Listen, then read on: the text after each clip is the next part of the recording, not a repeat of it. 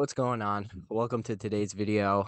Today I have a little example, a price differential example with the new quarterback class and then comparing it to some older quarterbacks. So I would say that this one is going to be a little bit harder to follow along. In the middle and at the end, I'm gonna put a graphic going over the whole kind of concept. So if this part is a little confusing, at least I'm confident that I can kind of make sense when the graphic is up.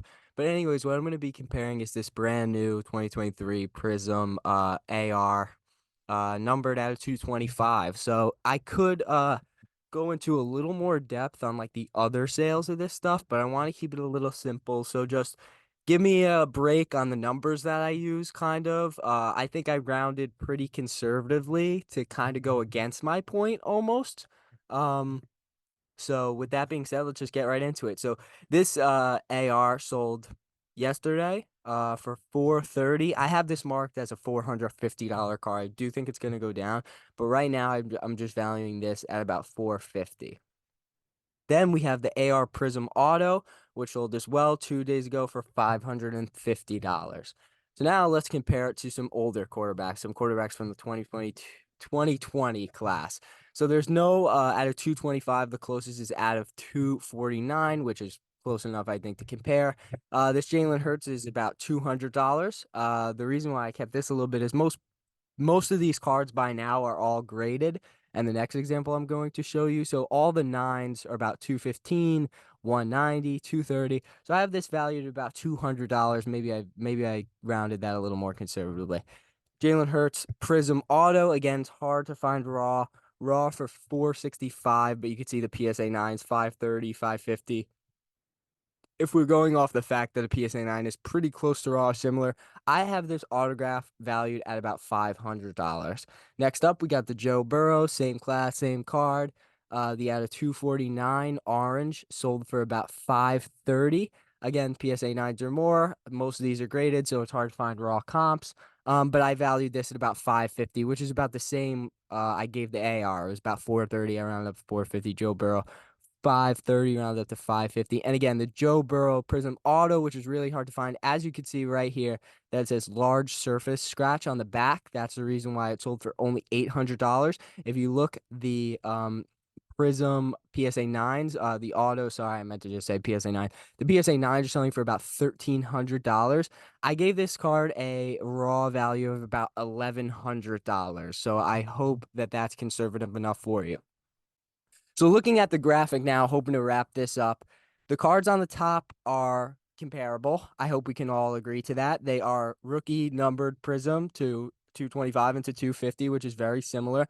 And the bottom are all the Prizm Silver autographs. Now, in terms of what the population is, it's hard to tell comparatively to the AR since it just came out. Will it be more or whatever? So all we're looking at is percentage based the value of the card. So the difference between the numbered and the autograph is only 122% for the AR, but it's 250% and 200% for the Joe Burrow. So my kind of question or idea or reason for making these videos is like, what's the reason for this, or what's right and what's wrong in this example? Is the AR number just super overpriced since it just came out? Is that going to drop and then cause the auto to kind of stay the same and then push that percentage up?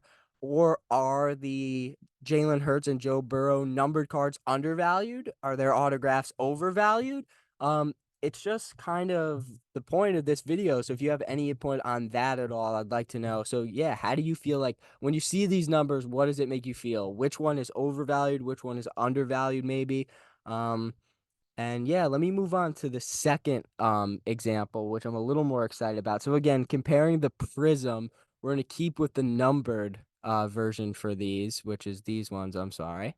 We're going to keep with the numbered, but then we're going to compare it to a RPA. So here's an AR gold standard RPA that sold last week. Sorry, 2 weeks ago, 10 days, 12 days ago, for $115, which is crazy. Comparing that to a similar rookie Jalen Hurts RPA, which sold for about $305, and the Joe Burrow comparative gold standard RPA, which will for about $450. I know I could get a little break for the numbering, 99.75 and then 199. Don't kill me with that, but they're very similar cards. I do agree that the numbering is different, so you could put a little asterisk on that, but I think it's more of just the general idea that you could get behind if you understand and are watching this. But here are the numbers. I mean, compared to the numbered version, the RPA from Gold Standard is almost 25% the price, meaning you could get 4 RPAs for the price of that Prizm card. While the Jalen Hurts auto or RPA is worth more than the numbered card, the Joe Burrow is actually still worth a little less, which is shocking. Maybe that's because of the orange color match in the Prizm makes that worth a little bit more. But again, that raises my question, whereas how low can the Prizm drop to get anywhere close to 80% or 100%, 120%? Or is the autograph what's going to go up in value as well as the Prizm coming down? They kind of meet in the middle somewhere. I just thought this one was a lot more drastic, I guess, for lack of a better word, in terms of the percentage that it costs. I mean, being able to buy 4 of the RPAs for the price of that Prizm sale is just not realistic. I feel like when you're talking about these other guys, and I did use two, I mean, pretty established quarterbacks in the last couple of years, but I felt like that's what I kind of wanted to do. I mean, each have been to the Super Bowl, right? I know the Eagles have. Did the Bengals? Yeah, the Bengals lost the Super Bowl to the Rams. So both these quarterbacks made it to the Super Bowl. Unfortunately, both lost. But like, so what's the ceiling for AR? I mean, winning the Super Bowl, that's what we're looking at for him. And even then, the RPA is worth, I mean, 3 times as less as the Hertz and the Burrow, but the Prizm numbered is worth twice as much as the Hertz and a little bit less than the Burrow. I mean, these numbers just really don't make sense to me. If you can make any sense out of it or have any opinions at all, definitely drop a comment. That's what I'm trying to do. Get a discourse about this. I would just say, in my opinion, spending a little extra, even for the Joe Burrow, spending less, I would definitely be buying the RPAs instead of just a Prizm numbered.